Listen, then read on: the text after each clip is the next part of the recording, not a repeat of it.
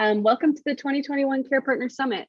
I am Courtney Malberg coming to you live from Brooklyn, New York. As a reminder, we're doing a takeover for PD Health at Home, so thank you, PD Health at Home. The Parkinsons Foundation is dedicated to bringing the Parkinsons community virtual education and wellness through PD Health at Home. This month, as we offer the Care Partner Summit through PD Health at Home, we feature programs designed for family care partners of people with Parkinson's, but welcome those living with PD as well. Next slide, please. All right, before we dive in, I want to talk to you a little bit about who we are at the Parkinsons Foundation. Our mission is to make life better for people with Parkinson's by improving care and advancing research toward a cure. In everything we do, we build on the energy, experience, and passion of our global Parkinson's community. We have everything you need to live better with Parkinson's. Next slide, please. Thank you. I just want to take a quick moment to thank our generous sponsors, Accorda Therapeutics and Acadia Pharmaceuticals, who have helped make this program possible today, and also Light of Day, who is a generous sponsor of PD Health at Home.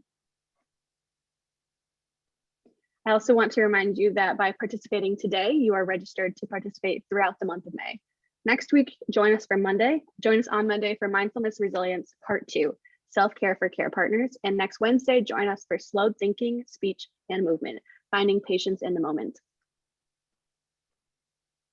And while we all eagerly await next week's summit sessions, you can pass the time by visiting our virtual photo booth. By visiting parkinson.org/photo booth, you can take or upload a photo, insert a branded care partner overlay, and add some fun stickers. Remember to share this on social media, and if you do, please feel free to tag the Parkinsons Foundation on all platforms at parkinson.org, spelled out .org. Okay, let's get started. Today, my colleague Annie Wallace will be interviewing our expert Dr. Haq on the topic of medication management. These questions were selected by our Care Partner Summit Planning Committee, made up of current and former care partners, focused on topics like medication timing, side effects and reactions, and talking about medications and symptoms with the care team. With that, I'll pass it over to you, Annie. Hello, everyone. Thank you, Courtney. I am so thrilled to be here today. For those of you who don't know me, I am the Associate Director of Education for the Parkinsons Foundation. My background is in social work, and I'll celebrate 6 years with the foundation next week. I've spent a large chunk of my time here at the foundation working with incredible care partners like yourselves through the Care Partner Summit, but also in my previous role as a community program manager in the great state of Ohio. I am really excited to introduce you all to Dr. Haq.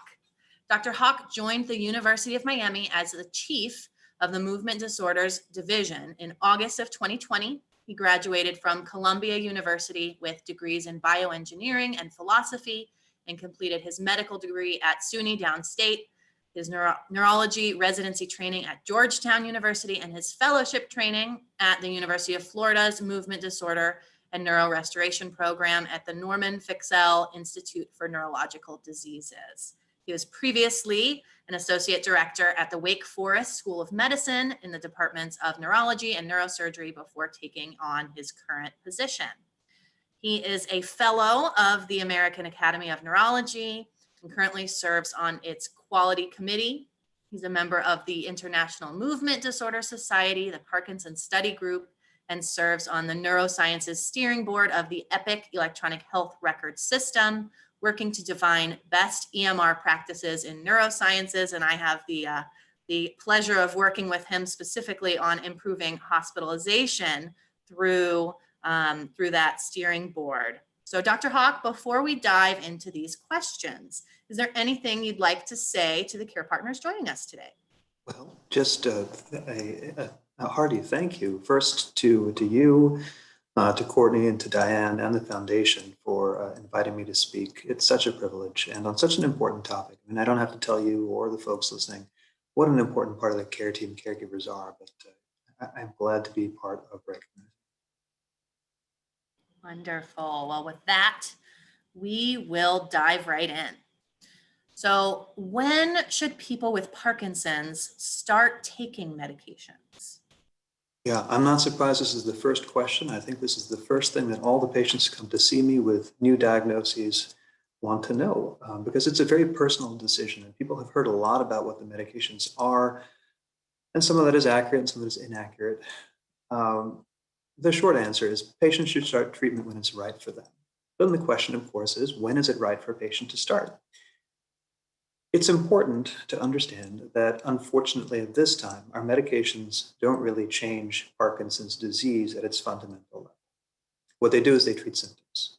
So the medications that we prescribe for PD neither make the disease progress faster nor slower.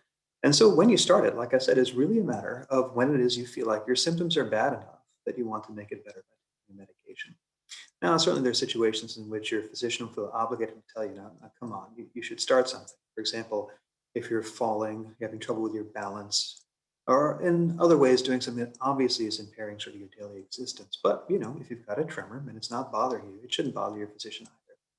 And if it is bothering you, then it should bother your physician. The overwhelming consensus is that you don't need to delay therapy. I think we'll talk about some of the details in subsequent questions as well.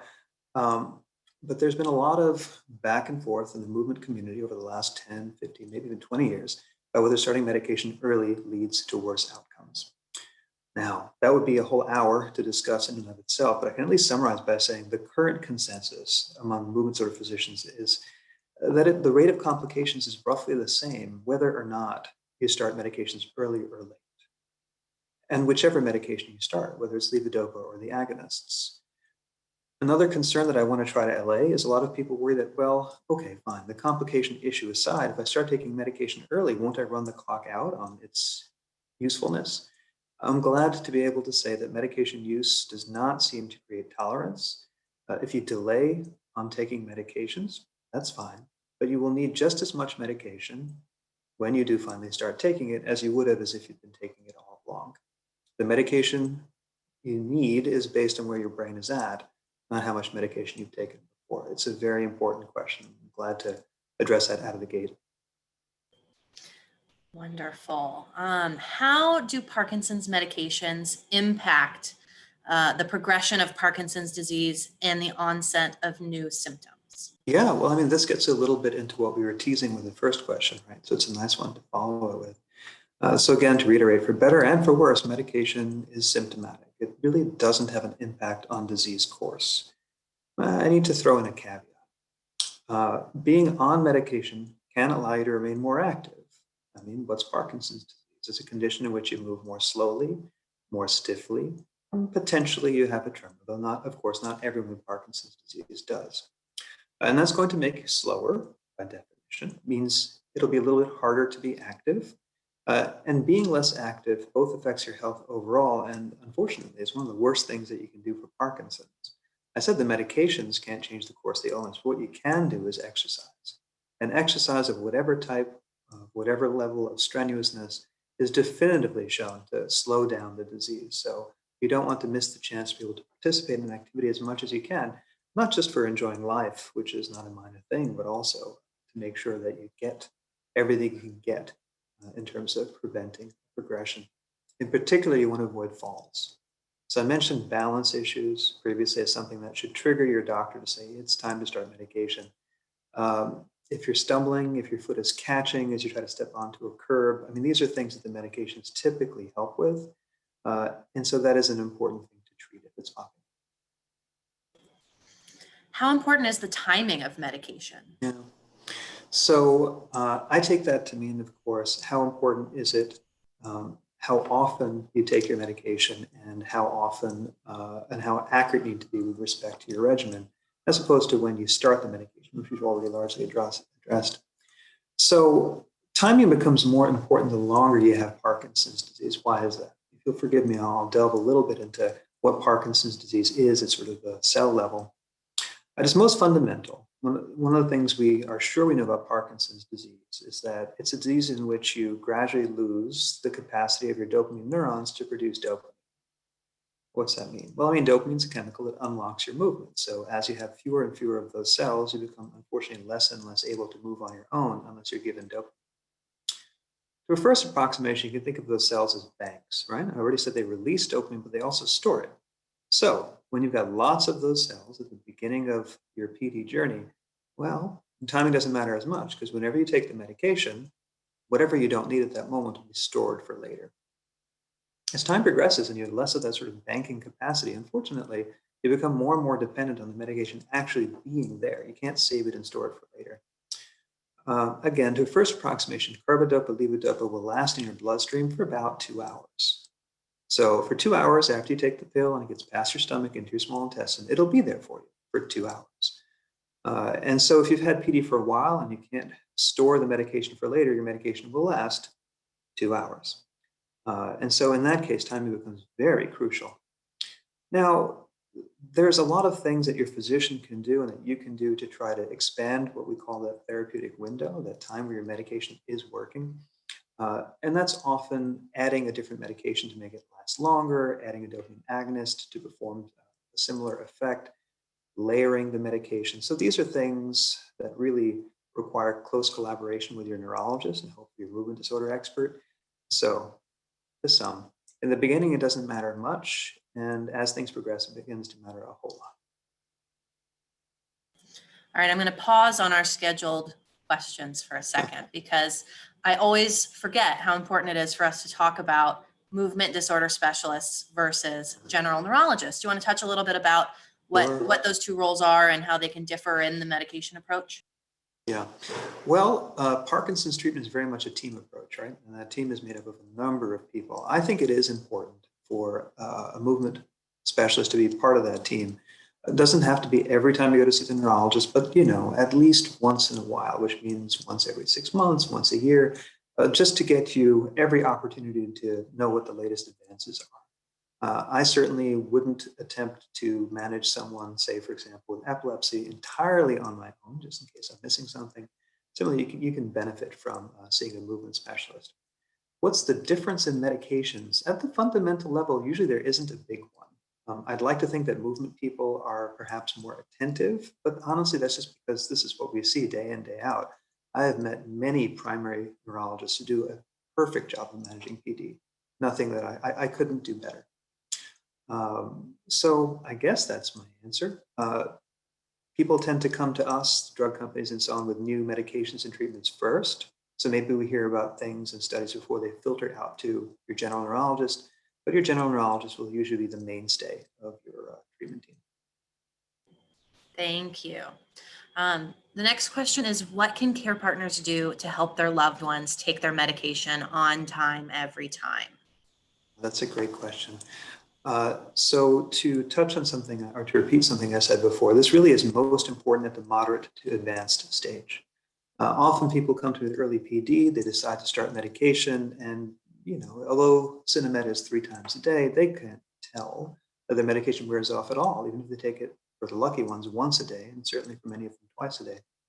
But that does change, inevitably changes over time. And so once a person has reached a place where things have to be taken on time, where they're having on-off fluctuation, there are a couple of strategies you can follow to make it as easy as possible. It's helpful to keep it at the bedside for that very first dose. There's no particular reason to wait to turn on. Just take that pill as soon as you get up, and then you have that much less time for it to have to kick in. If you're traveling, make sure to bring it with you. And even if you go out, it's good to have a travel case. Keep water with you. Some people are very skilled at swallowing pills dry, but swallowing issues can pop up with Parkinson's disease too. And so having something to drink it down with can be very helpful. This is adjacent to the question rather than the question, but still a good point to mention. Chewing the pills can make them kick in quite a bit quicker. So people often notice it takes about 30 minutes for, say, levodopa to kick in. Chewing it will make it kick in for most people over about 15 minutes. Taking it with something mildly acidic like Coca-Cola or seltzer will speed down the process, perhaps even a bit more. So useful stuff. I think the thing that people use most often is their smartphone or some variation on it, right? The best thing is just set reminders on that, and then it rings, and there you are. It's time to take your medication. Have it available, have a reminder. Well, and as I mentioned in your intro, you and I are working together on some things around hospitalization. Do you want to talk a little bit about getting meds on time in the hospital and how care partners can help with that? Well, it is a perfect opportunity for me to mention the Aware and Care kits, which I give away on a daily basis. I think I need a new stack, most likely, because it is an issue. People who don't treat Parkinson's day in and day out are used to, and especially people who are used to treating other diseases, don't realize just how time sensitive this can be. I mean, if you have moderate to advanced PD and you're on a primarily levodopa regimen, I mean, you might wear off hard over about just 15 minutes. And you'll be working with providers who mean the best, but are used to medications that have plus minus 2 to 3 hours, and they still work just as well. So it's helpful to come in armed with that information, especially again, not just to plug, but it is really useful to have that aware and care kit because it looks official. And I hate to say it, but people will believe something written by something else sometimes before they will believe a provider or a patient. At the very least, it's a nice additional thing to be able to provide. So yeah, I think the main struggle in hospital is exactly that, realizing how important medication timing is. Thank you. Mhm. We're going to shift a little bit and talk about medication reactions. How can care partners recognize medication reactions, and what should they do if they do notice one? Yeah. So the first thing to know, I think, is that most medication reactions will pass. Uh, what the medications do, as I've said before, for better and for worse, is temporary. It's an epiphenomenon on top of your disease, and whether it's good or bad, it's going to go away after some time. That doesn't mean that I want people to endure it, but hopefully it's some comfort. None of these are permanent things. Second, it can be really tricky. And I guess this is where movement folks earn their keep, to tell whether it's a medication reaction or the effects of medication having been delayed. So in particular, what can happen is, say you are taking the medication every 3 hours. Take sort of a typical moderate to advanced interval, taking Simin every 3 hours. And your medication exactly lasts, and your next dose takes about half an hour to kick in. And what happens when you wear off is you get some really tight cramping in your hand. But what do you notice as the patient? Well, you take your medication, it's 3 hours and you feel fine. Now your medication is wearing off and you haven't realized that yet. You take your next dose of medication, it takes half an hour to kick in. So what do you see? You see that you take the medication and over the next half hour, your hand starts to twist in. Now it's very natural to think that that's actually a medication reaction. It's actually wearing off enough, right? There just hasn't been enough time for your next med to kick in. So I think it's important to know what is an off symptom versus an on symptom. And this is not learned overnight. This is something one learns over weeks to months. And there's a lot of great information out there, both on websites and in terms of literature to help you understand that. But briefly, on medication symptoms are primarily excess movement, and off medication symptoms are mostly a lack of movement. So the first medication reaction I think that most people think of is dyskinesia. Dyskinesia is that thing that happens usually when your medication is working too well, when it's unlocking your movement too much, and you just look restless, moving around like this. Could be your head, your arms, your legs. Often the patient won't notice they're having it because it's just sort of an internally generated movement. Now, it can be very obvious to other people. Versus something like dystonia, where, as I said before, your hand might tighten up and be unable to move, your muscles might pull and cramp. So that's the thing I think to keep in mind. First, is it a off or on medication reaction? All right, let's say it actually is an on medication reaction. What's to do? Honestly, it's more an issue of bringing that problem to your physician to adjust your medication regimen overall. There are three exceptions that I'm going to talk about. One, there are a couple of medication interactions that are reactions, not common, but worth knowing about. So some of the extenders, especially things like rasagiline and selegiline, can interact with things like cough syrup, which contain dextromethorphan, to produce a fairly dangerous reaction, which would feel, to reduce serotonin syndrome to a few words, which would feel like you drunk a couple of pots of coffee all at once. Sweaty, your heart racing, etc. Now, I don't want you to think that if that's happened, oh my goodness, this is the end, or that you need to jump in an ambulance. But it's something to attend to and something to be aware of. That some of the medications, especially the ones that help other medications along, like rasagiline and selegiline, can cause that effect. All right, I said three things. What are the other two things? Impulsivity. So medications can change your personality. And right now, we don't know who would be vulnerable to that based on what they're like beforehand. In other words, right now, this seems to be an idiosyncratic effect, again, meaning we don't know who it's going to happen to.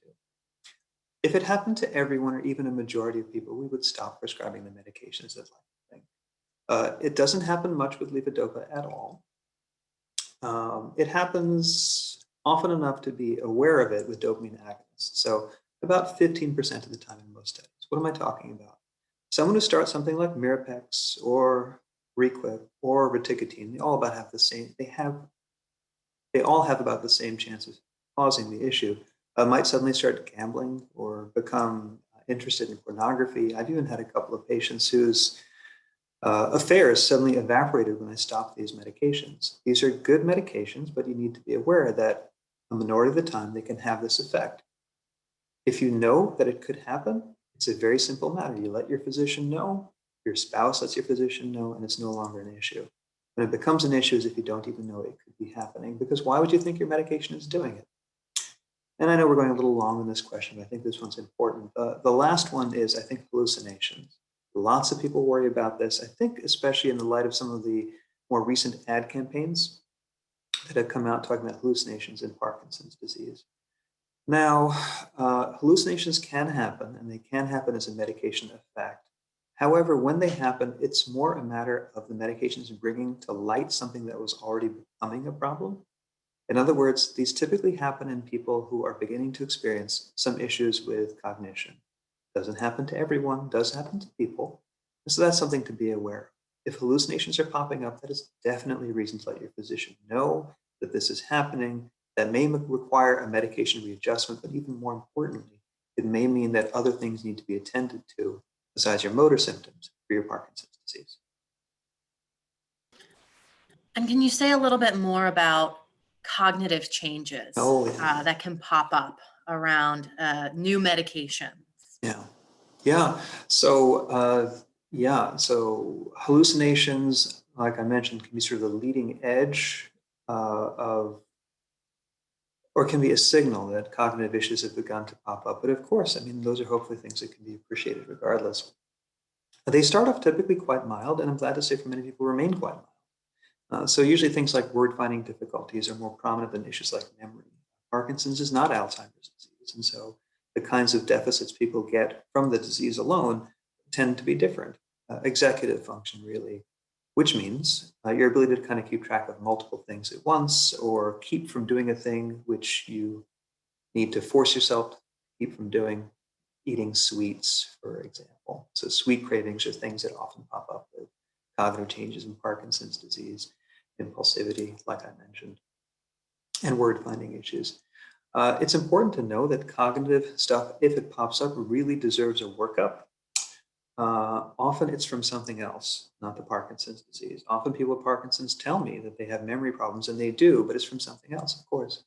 It can be something as simple as a B12 deficiency or hypothyroidism, and those are easy and fixable. And B12 deficiency is much more common in people with PD, so that's important to keep track of.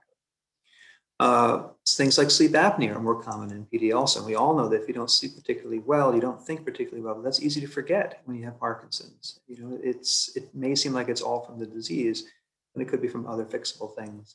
Lastly, cognitive difficulties can also be coming from mood issues. Depression in Parkinson's disease, like depression in general, does not have to mean a person sitting crying in the corner unable to do something. It may just mean sort of a lack of motivation, or it may mean difficulty attending to things.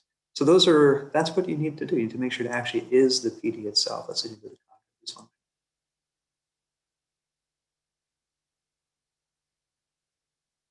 Thank you. Sorry, had a little trickiness with my mute button there. When we think about managing medications and symptom management, who on the Parkinson's care team should be part of the conversation? Great question. It really is a team, isn't it, that you need to take care of this condition. It affects so many different things. So I mentioned your primary care physician really should be quarterbacking this because, as I've mentioned, a lot of what you are experiencing might not be your Parkinson's at all. And then your movement physician probably will not be the best person to address it. Everyone should have a neurologist in addition to their primary care physician. And if that's a movement person, great, but it really doesn't have to be. You want someone who feels comfortable treating Parkinson's disease. And I think most neurologists will be upfront about that, whether they feel like they really need a specialist on board or From my experience, most neurologists, I would say all, but there must be exceptions, don't feel threatened by a movement physician chiming in, right?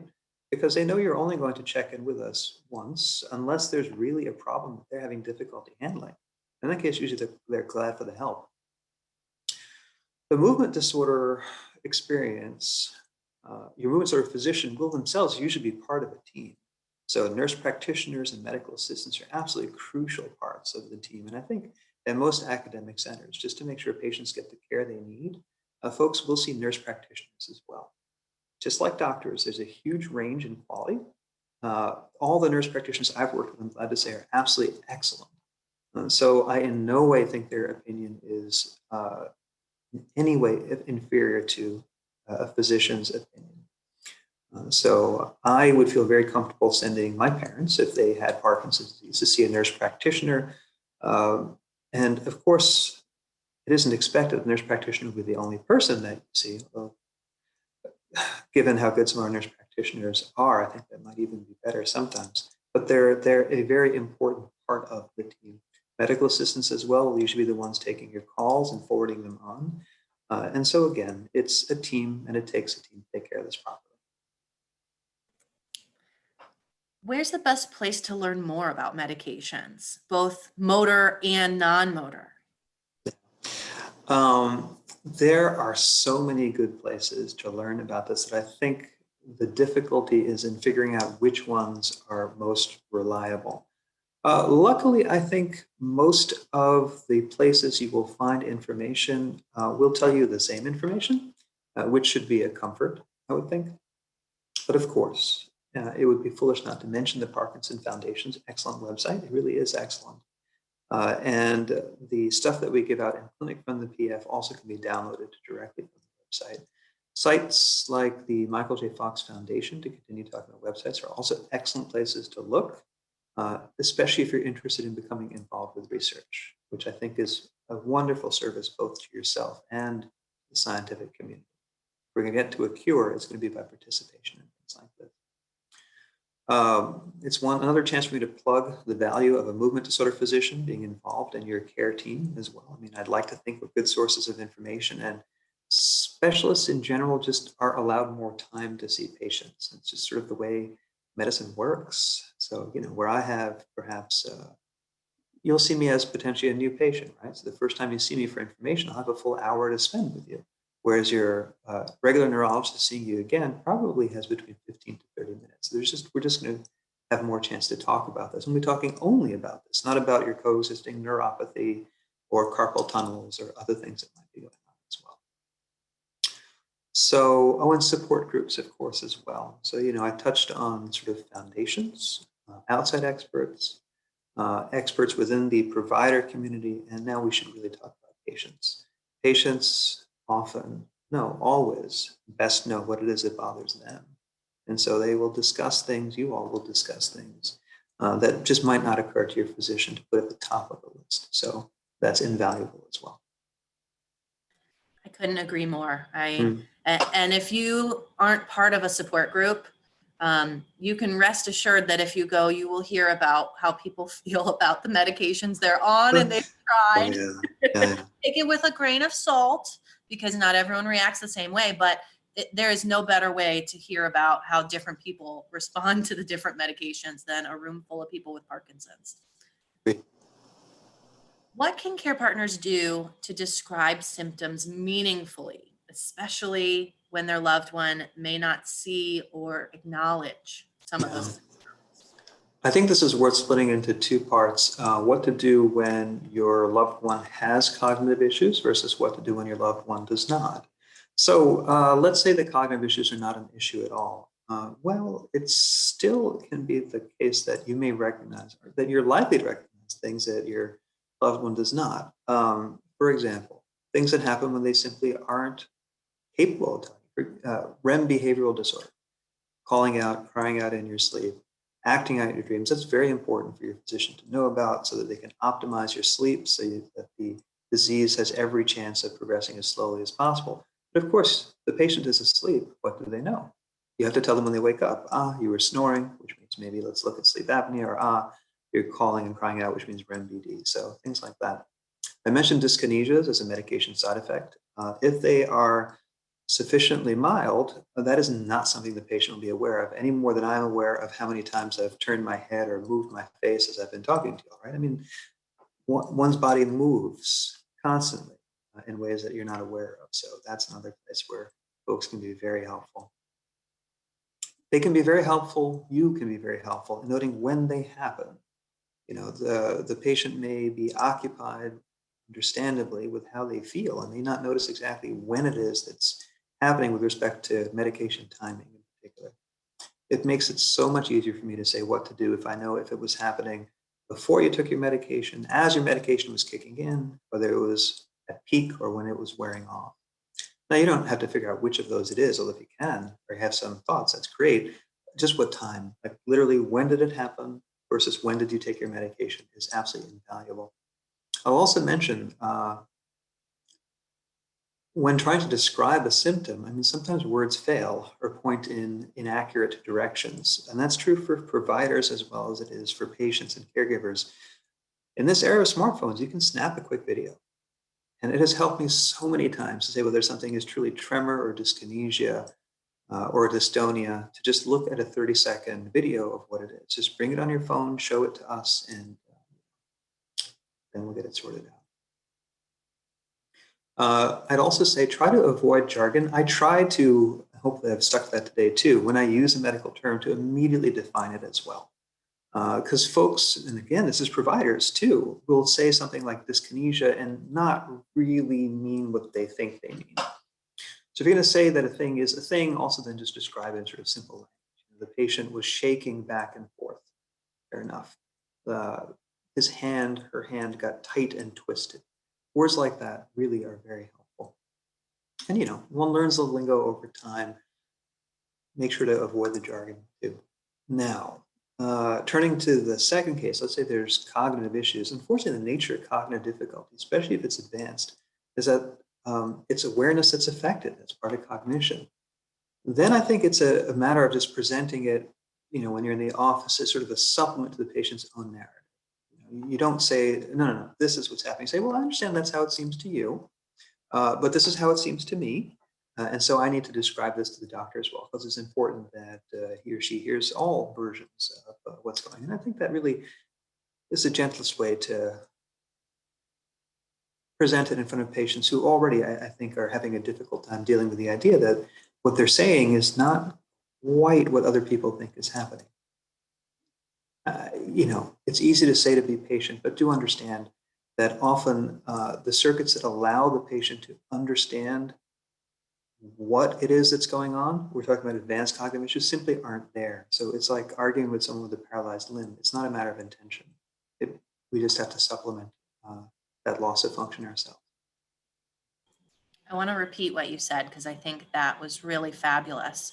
That as the care partner, you can supplement what your loved one says to their doctor in a kind and empathetic way, recognizing that, you know, what they think is happening is genuine.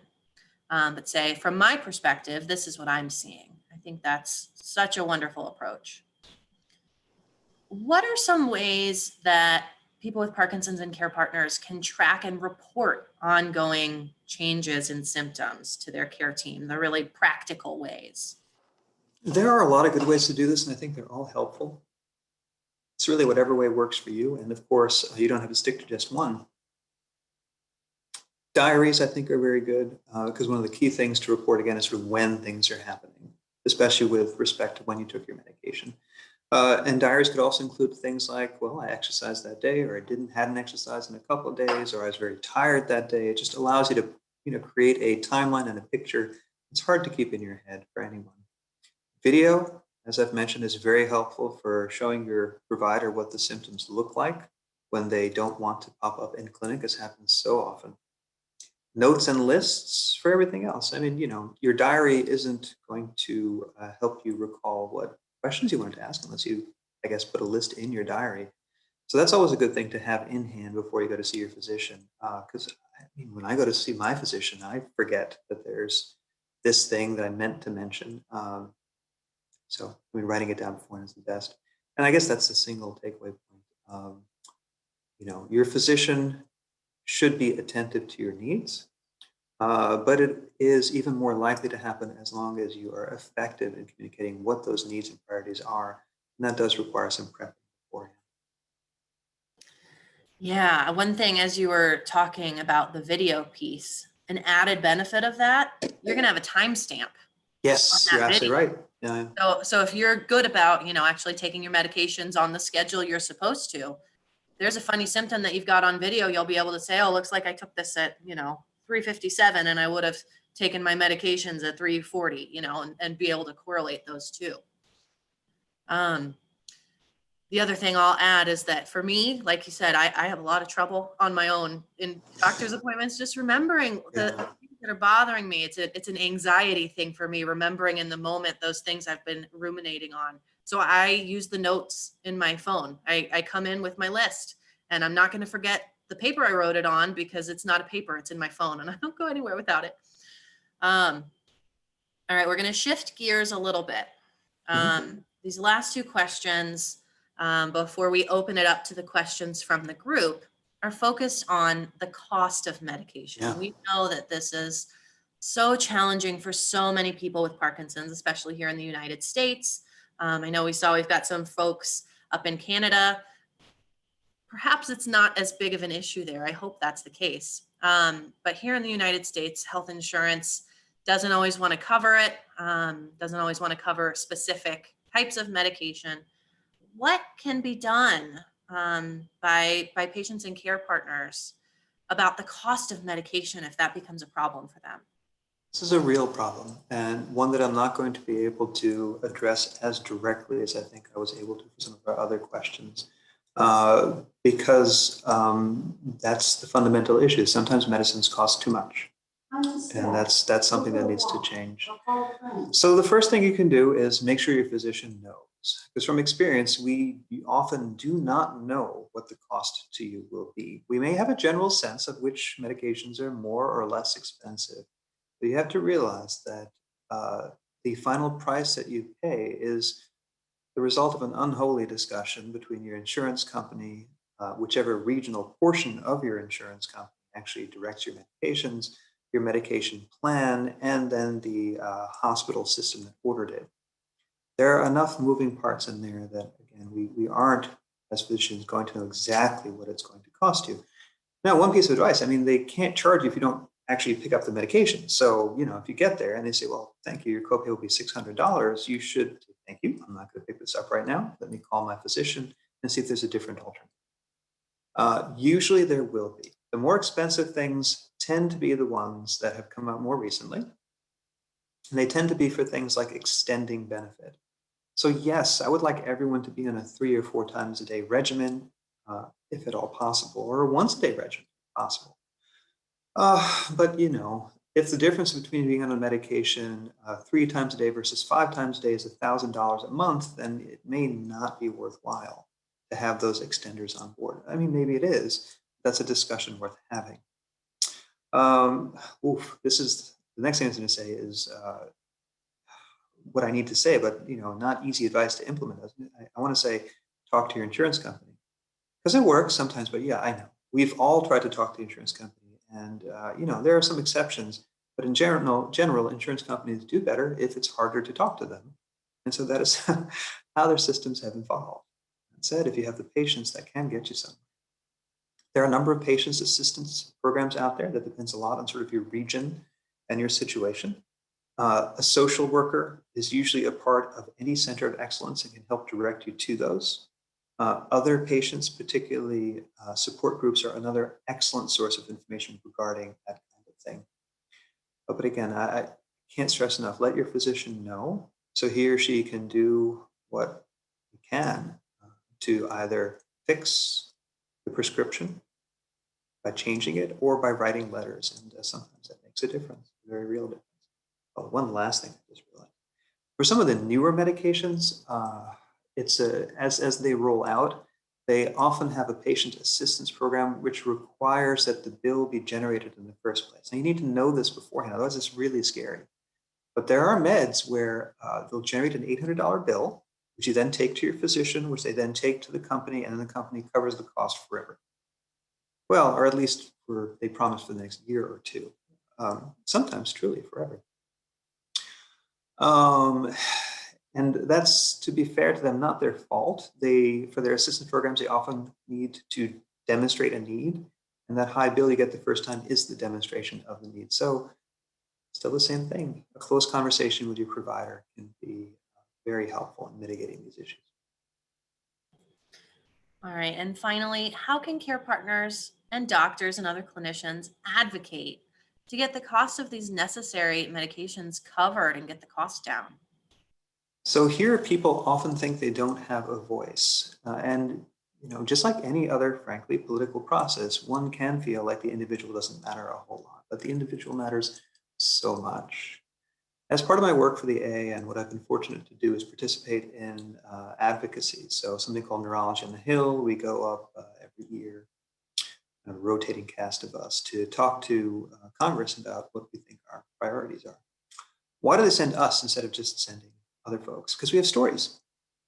Stories are what move lawmakers. Believe it or not, lawmakers are people too. And hearing about your situation, having a face that they associate with something, both moves them and also gives them a story to move other people with when they're arguing for these things. I mean, you may have noticed when you hear speeches, people don't just talk about numbers. They really try to tie it to a particular person, a particular story as well. So you can be that story that makes the statistics real to your lawmaker, and that can be a letter. They read those. And it matters very much to lawmakers whether or not their constituents are happy with them, because an unhappy constituent very quickly spreads that unhappiness and becomes a problem for them. That said, more is accomplished by groups than alone, so there are definitely ways to channel your advocacy. There are a number of advocacy groups out there that you can participate in directly or donate to that can move these issues forward. Well, is there anything you feel like we've missed? Oh my Anything goodness. important? I think if so, then the folks will let us know in the Q&A, right? Yes, I think you're probably right. Well, Dr. Haq, this has been such a lovely discussion. I am certain that our 300 or so participants have learned a lot.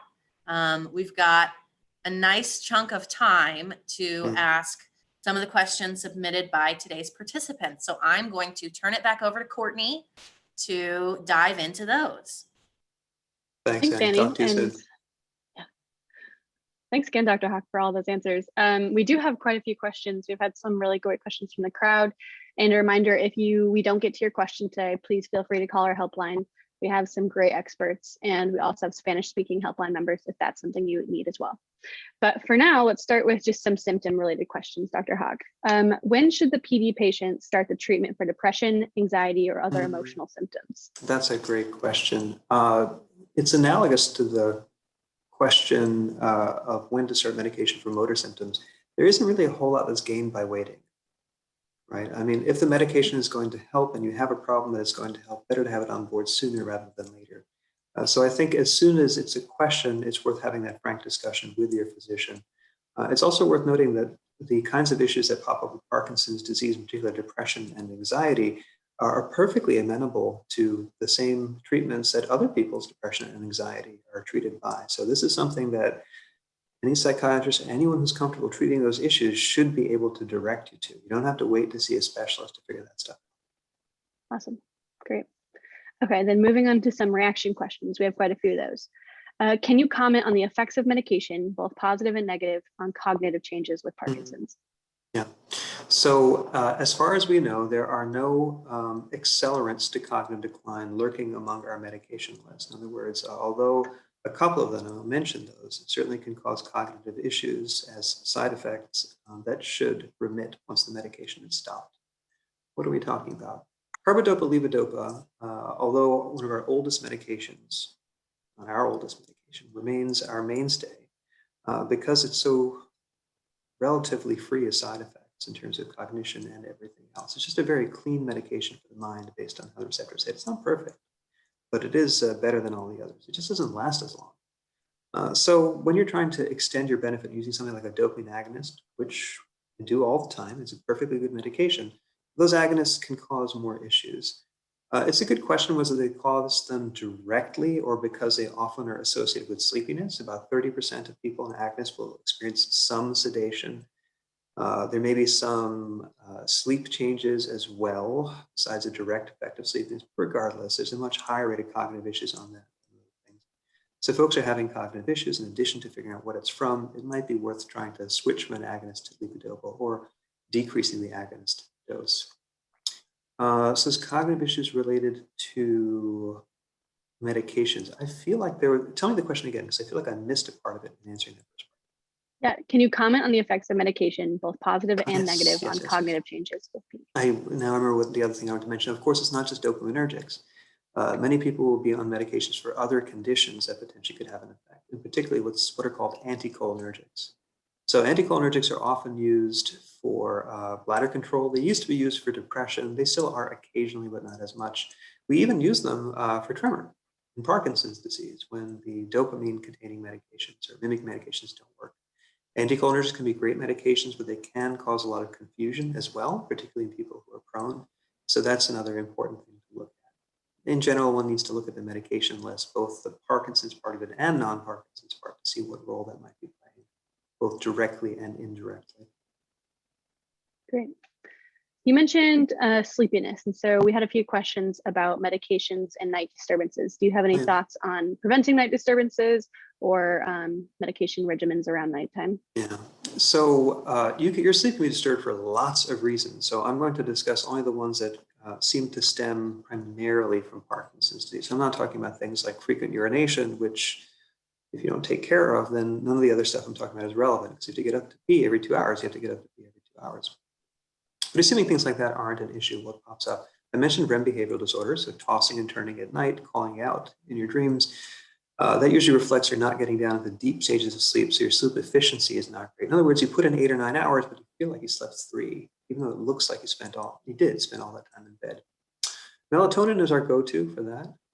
Anywhere from 5 to 15 milligrams. So usually people dose between 5 to 10 right at bedtime. It's over the counter. As far as we know, it doesn't interact with much. And so that's a perfectly safe thing to try. If that's not working, you can prescribe low-dose benzodiazepines. Things like Klonopin work quite well, and especially in low doses are not thought to have much in the way of addictive potential. Those are our 2 main drugs for REM-BD. Sleep apnea is absolutely a common issue in Parkinson's, and that's just a matter of getting evaluated by a specialist and potentially being on CPAP. And that makes a world of difference. Lastly, you can just have issues with motor stuff, dystonia, difficulty turning over in bed at night that wakes you up. That's a matter of trying to tune your medication regimen so hopefully it lasts at least somewhat through the night. It can be a bit trickier to take care of.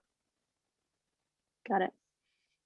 Okay, another reaction-related question: medication effects and driving safely. Oh. Are there medication effects that make it less safe to drive or anything like that? The ones we've mentioned, basically, right? The main reasons you could have issues driving would be if your cognition was not where it should be. If you were sleepy, which again means your cognition is not where it should be. If you're so dyskinetic that it's hard to grip the wheel, or if you're off medications and you're too slow to react quickly. So Parkinson's can unfortunately attack your driving from a number of directions. I'm happy to say that the vast majority of my patients still drive just fine. It's a matter of making sure your symptoms are controlled and your side effects are also under control. It's really important to know that your physician is probably going to be among the last people to realize that you can't drive, because the stuff we do in clinic just does not assess that. We don't do formal tests of reaction speed. It's certainly nothing like what happens while you're on the road trying to merge into rapidly moving traffic. It's just a task that requires testing of that task. So if there's doubt, an occupational therapy driving evaluation is the way to go, an objective outside observation. But I'll leave you with this statement. If you or a loved one, or especially both of you, think there might be a problem, you're probably right. Yeah, that's great advice. Okay, one more reaction question. If an unwanted side effect is noticed in medication, how easy is it to change that medication or brand of medication with your doctor? As easy as it is, right? Not to give a flippant answer. You have to weigh the pros and cons of moving off a regimen that might be working relatively well for you. I mean, a change is hopefully a change for the better, but doesn't have to be. It's an experiment. Then you see after you've changed whether things are better or worse. Most of our medications work fairly quickly and wear off relatively quickly, either a couple of hours to a day or so, depending on which one you're talking about. So medication regimens can be made, can be changed fairly easily. Got it. All right, so switching over to some medication management questions. When would DBS be appropriate has been a popular question in today's session. I'm sorry, I mean, I do a lot of DBS. That's where most of my research has been. So of course, I think that's a great question. DBS is very good for three things at this point in time. It's very good for tremor that the medication doesn't touch. It's very good for other symptoms that the medication helps with, but doesn't help with long enough. And it's good for getting rid of dyskinesias. So those are the three situations, what we, I guess in jargon, would refer to as medication refractory tremor, on-off fluctuation, and dyskinesia. Whenever those pop up to a degree that it would be worth potentially going through surgery, then considering surgery is definitely the right choice. I don't think there is a reputable place that does DBS that will make you feel like you have to do it. An evaluation is basically just going to be an evaluation with a movement person who also has DBS in mind. It's not right for everyone, but it is right for an awful lot of people. It's a shame to wait if you don't need to wait. If you want to wait, you're welcome to wait forever. Great, good answer. Okay, another medication management question is it okay to take medications at different times daily, depending on when my dad wakes up / naps, Yeah. so long as we're on a 4-hour window? Yes, is a short answer. What we're really looking for is consistency of duration. That's much more important than time, because I just want to know how long the medication is lasting and what degree of effect it has. So I typically tell my patients to just follow a particular hour interval from waking to sleep. Got it, great. And then our last medication management question, what would you recommend for memory loss or Parkinson's disease dementia? The acetylcholinesterase inhibitors, so things like donepezil, Aricept, or rivastigmine, Exelon, to use both the generic and brand names, although developed for Alzheimer's disease or trialed in Alzheimer's disease, show far more benefit in people with PDD, with Parkinson's disease-related dementia. So a trial of one of those is definitely worth it. I don't want to pretend that it turns things around to the degree that motor symptoms do, but they really can make a pretty significant difference. Exercise also is probably worth recommending and thinking of as a medication, since it has such a profound effect on cognition and on motor symptoms. Lastly, as I said before, it is important to make sure there aren't additional issues that are responsible for diminished cognition. I actually see one more medication management question I want to ask you. How do you treat the immense amount of fatigue that can occur in Parkinson's? Yeah, that's a good Which question. does like sleepiness. Yeah. That's basically it, right? You need to try to figure out why a person is fatigued. And to reiterate, to reframe some of what I think we've been discussing, that can come from a couple of different directions. It can come from excessive off time during the day. If you're fighting stiff muscles all day, it's like you're carrying a 10, 20, 30 extra pounds the entire day. You're going to be more tired otherwise. The other side of the equation, of course, is making sure your sleep is good and efficient. So as hopefully I've made clear, it's not just a matter of how many hours elapse between you're closing your eyes and you're opening them again. Sleep quality is absolutely crucial. And so we need to make sure sleep apnea and REM-PD are not issues. And lastly, we need to do what we can, well, second to last, we also need to do what we can for off medication symptoms overnight. An agonist can help with that, or if you're up, taking an extra levodopa dose is not a bad idea, so you can get back to sleep. And lastly, just make sure you've talked to your primary or considered other directions that the load could be coming from. Things like depression, heart disease, lung disease, things we haven't talked about. Fatigue is a symptom of a lot of different processes, and so all of them potentially can play together to make people profoundly tired. But that, I think, is often cited as patients' most common complaint. So we need to address it. Yeah. All right. And then just before we wrap up, there's 2 more questions related to more patient care and MDS specific questions. So the first one is, when do you know it's time to start attending appointments with your person with Parkinson's? Or is there ever a time that a medical staff would recommend a care partner coming with the person with Parkinson's? So ask me the first question again. My Sorry, computer no, it was a bleeped. long one. Yeah. When do you know it's time to start attending appointments with your person with Parkinson's? Oh, yeah. I mean, I think, okay, so there are a couple of different directions to answer that question from. So I'll try to do all of them. Now, that might be a question of when do you see a patient, a physician for the first time to check to see if your symptom is Parkinson's disease. And I would say as soon as possible. There's not a whole lot of advantage to waiting. Getting diagnosed early means getting early advice, starting an exercise plan early, and so getting things treated. In terms of when do you see a movement disorder physician, again, same thing. I think it can't be too early. Worst thing that happens is that they tell you that there's no evidence for any concern right now, but you're now their established patient and it's easier to get back in. That was the first question. What was the second one again? The second one is, when is it time to start attending with your person with Parkinson's as a care partner? Oh, please attend right away and from the beginning. The only reason not to Great. attend is if the patient, for some reason, strongly feels otherwise. I have never found a situation in which having a second set of ears and eyes were not helpful, and when having that second viewpoint didn't add something to the visit. Great. All right, and we have time for one more question, which is there a standard test to set a base for changes in mental cognition? Oh, what a great question.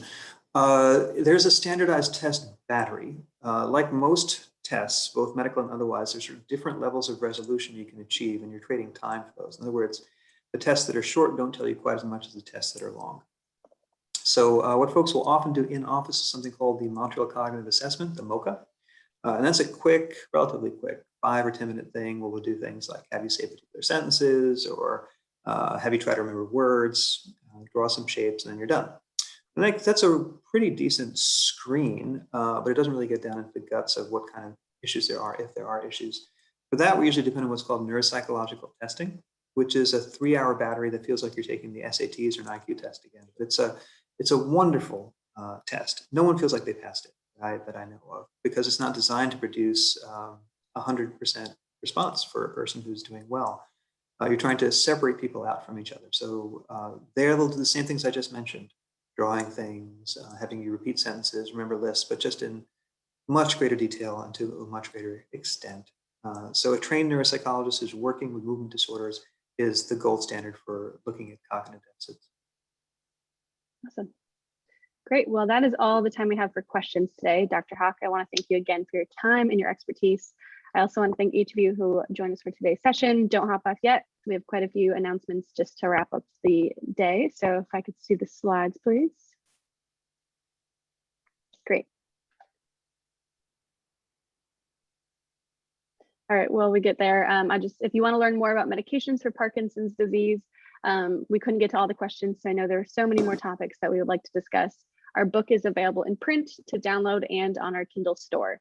You can visit parkinson.org/book to order your own copy of medications as well as other books. You can also listen to episode 96 of our podcast, Substantial Matters, and you can also download or view our fact sheets on motor and non-motor medication symptoms and side effects at parkinson.org/fact sheets. We hope to see you back next week, but until then, remember that we are here for you. Visit parkinson.org for more information about the disease and programs near you. And remember to call our helpline for any answers to all of your Parkinson's questions, especially if we didn't get to yours today. And don't go anywhere when the webinar ends. Once it closes out, you'll be opened up to a survey on your desktop where you can leave feedback for today's session. So we hope to see you on Monday, and thank you and have a great rest of your day.